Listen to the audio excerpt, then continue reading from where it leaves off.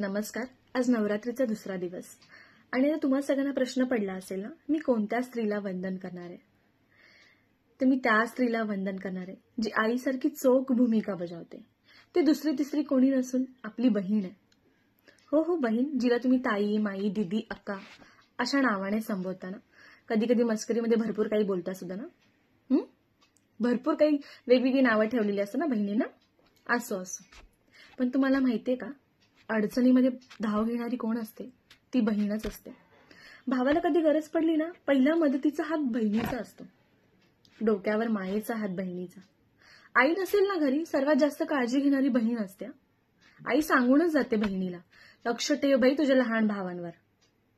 मग काय, बहीण छान प्रकारे आपल्या भावांवर लक्ष ठेवते. तुम्ही तिला म्हणता ना, लग्न करून जा, या घरातून जा, सासर घरी जा.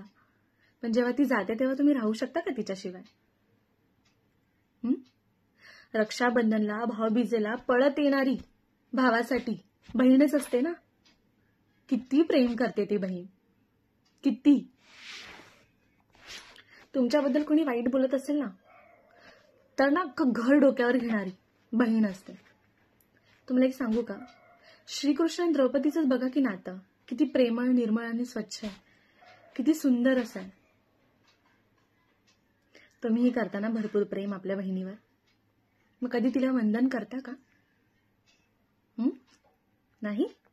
हो, मग चला या नवरात्रीमध्ये आपल्या बहिणीला वंदन करूयात, जे आपल्यासाठी आईपेक्षा कमी नाही.